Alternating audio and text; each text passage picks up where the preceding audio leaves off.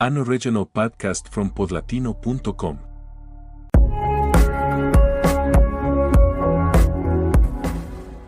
In the heart of Mexico's rugged highlands, far from the villages and roads, there lies a cavern carved into the side of a mountain. Its mouth gapes like the opening of some ancient beast, and for generations it has carried a name whispered with both fear and awe: the Cave of Echoes. The story begins with sound. Step inside the cave, speak a word, and the reply returns. But not as you expect. The voice that comes back is never quite the same. It bends, it deepens, it whispers. Sometimes it speaks in tones that are not your own. Sometimes it returns in words you never said. Centuries ago, the cave was a place of shelter. Indigenous groups fleeing conquest found safety in its depths. Fires were lit against the walls, smoke staining the ceilings black. Families huddled in the dark, children hushed as soldiers passed by outside. Yet even then, the people feared the echoes. Elders warned that voices heard too long would draw the spirits of the dead. Spanish chronicles from the 17th century tell of soldiers who pursued rebels into the cavern. The men lit torches and advanced, but only half returned. Survivors reported hearing orders shouted from the dark, commands spoken in the voice of their own captain, though he had never given them. They followed, only to be swallowed by the shadows. Their bodies were never found. By the 18th century, the cave was a prison.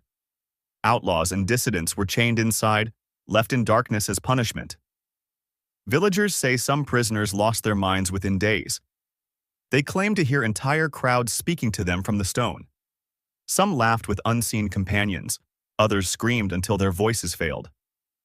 When guards retrieved them, their eyes were wide and vacant, as if they had already crossed into another realm. Legends grew. Farmers passing at night heard music drifting from the entrance, flutes, drums, and voices chanting in forgotten tongues. Travelers who camped nearby woke to find themselves surrounded by whispers, though no one was there. In the 19th century, revolutionaries used the cave as a hidden base. They too spoke of strange occurrences.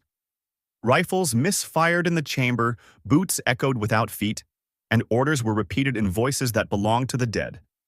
When battles ended, some fighters never emerged. Their comrades believed they had been claimed by the mountain itself. Modern accounts are no less unsettling.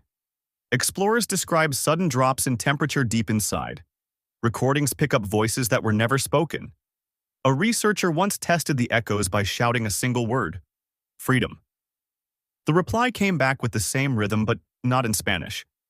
Listeners swore it was Nahuatl, the ancient tongue of the region. Local guides warn visitors not to stay after dusk. One man tells of leading tourists who insisted on hearing the echoes at night. They laughed as their voices bounced back. Then, without warning, another voice joined them, low, rasping, speaking their names. The group fled, but one man never made it out. His flashlight was found on the ground, still burning. The man himself vanished without a trace. Skeptics argue that acoustics explain everything. The cave's chambers bend sound in unusual ways. Vibrations distort words, and the human mind fills in the gaps. Yet even scientists admit the phenomenon goes beyond simple physics. Some sounds recorded inside have no source at all, tones too low or too high for human voices, yet unmistakably alive. The people of the nearby village say the cave is a threshold. They call it a door between worlds, a place where the living can hear the dead and the dead can answer back.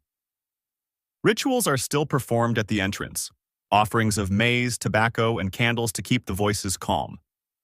Those who forget to pay respect risk being called inside. Perhaps the most chilling account comes from a miner who wandered too far into the tunnels.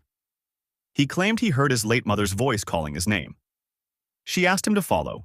He obeyed, deeper and deeper, until the light from his lantern failed. Somehow, he stumbled back days later, eyes sunken, skin pale. He never spoke again, except for one phrase repeated until his death: "They are waiting." Today, the cave remains.